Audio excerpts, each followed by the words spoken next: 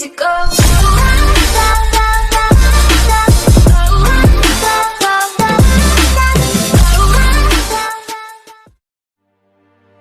दो दोस्त थे, ज्ञान और प्रीतम।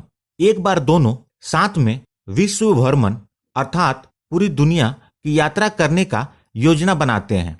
ज्ञान और प्रीतम अपने साथ काम आने वाले जरूरी सामान भी लेते हैं। थोड़ा थोड़ा करके इन लोगों के पास काफी सारा सामान हो जाता है।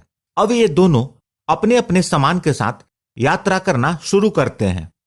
जैसे ही ये दोनों थोड़ी दूर जाते हैं, इनको आकाशवाणी अर्थात आकाश से एक आवाज सुनाई देती है, तुम दोनों अपने साथ थोड़ा थोड़ा बालू ले लो। इन दोनों को लगा, एक तो इतना सारा सामान पहले से ही हमारे पास है और ऊपर से बालू क्या करेंगे। बालू को छोड़ो, हमें इसकी जरूरत नहीं है। दोनों बिना बालू लिए आगे बढ़ने लगे। जब ये थोड़ी दूर जाते हैं तो फिर से वही आवाज आती है और ये दोनों फिर से उस आवाज को अनसुना करके आगे बढ़ते जाते हैं। थोड़ी दूर जाने के बाद फिर वही आवाज आती है, थोड़ा बालू ले लो। तब ज्ञान प्रीतम से बोलता है, यार हमें थोड़ा बालू ले लेना चाहिए। तब प्रीतम बोलता है, इस बालू की वजह से और वजन बढ़ जाएगा, इसलिए बालू लेने से हमें कोई खास फायदा तो नहीं होगा। फिर से दोनों आगे बढ़ने लगते हैं। थोड़ी देर में फिर से वही आवाज आती है, थोड़ा बालू ले लो। इस बार ज्ञान थोड़ा बालू ले लेता है, लेकिन प्रीतम को बालू लेना उचित नहीं लगता है। बिना बालू लिए ही प्रीतम आगे बढ़ जाता है।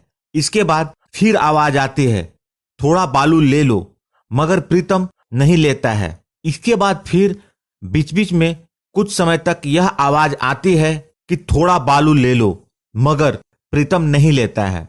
ज्ञान को कभी कभी उस बालू के होने के कारण तकलीफ भी होती है, फिर भी ज्ञान बालू के साथ अपनी यात्रा पूरी करता है। और वर्षों बाद जब वे दोनों घर पहुंचते हैं, घर पहुंचने के बाद जब ज्ञान ने बालू निकाला तो देखा जो बालू था वह सोने में बदल गया था। इसको देखकर ज्ञान और प्रीतम दोनों अफसोस करने लगे।